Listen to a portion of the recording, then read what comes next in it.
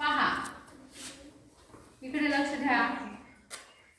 आपल्याला as soon as नाही तर आज no sooner then हे काय करायचं आहे, व्याकरण शिकायचं आहे. सोपं आहे, काही अवघड नाही. आता आपल्या समोर एक वाक्य दिलेलं आहे. as soon as चं वाक्य आहे. कोणतं आहे? as soon as चं वाक्य आहे. मग no sooner करत असताना काही नियम आहेत की no sooner घेतल्यानंतर किंवा आपण as soon as काढून त्या ठिकाणी कोणता शब्द वापरायचा आहे? no sooner वापरायचा. मग no sooner नंतर काय वापरायचं परत? सहाय्यकारी क्रियापद घ्यायचं आहे. काय घ्यायचं आहे? सहाय्यकारी क्रियापद आहे इथे सहाय्यकारी क्रियापद आहे. हां, मग no sooner नंतर सहाय्यकारी क्रियापद घ्यायचं आहे. त्यानंतर कर्ता घ्यायचं आहे. त्यानंतर कर्ता आहे तसं वाक्य लिहायचं आणि जिथे कॉमा आहे त्या ठिकाणी द्यान शब्द वापरायचा आहे. पुन्हा आहे तसं वाक्य वापरायचं. समजा काही वाक्यामध्ये आपल्याला सहाय्यकारी क्रियापद म्हणजेच हेल्पिंग वर्ब दिलेलं नसतं. मग अशा वेळी काय करायचं आहे?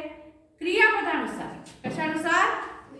क्रियापदानुसार आपण present tense, past tense, future tense है ना.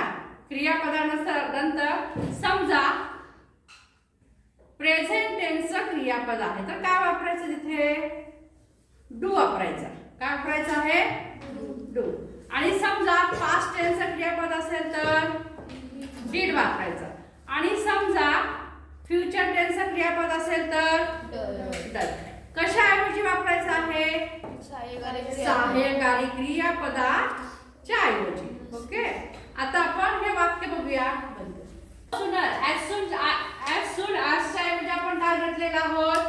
no sooner घेतलेला आहोत. मग as soon as च्या पुढे काय आहे? कर्ता आहे. मग आता कर्त्यानंतर सहाय्यकारी क्रियापद आहे. मग no sooner नंतर आपल्याला काय घ्यायचं आहे? सहाय्यकारी क्रियापद. was नंतर कर्ता,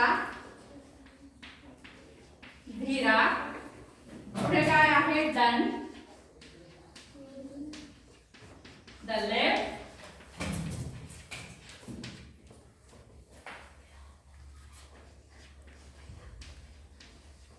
इथं आपल्याला then वापरायचं आहे.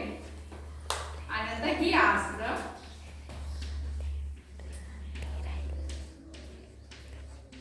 आहे कसं वाक्य घ्यायचं.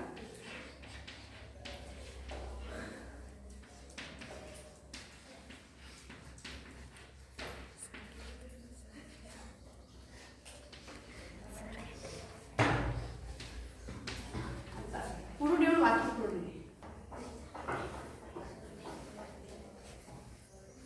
रात्री 12 पर्यंत पेपर तपासते पण 5 ला पेपर तपासते.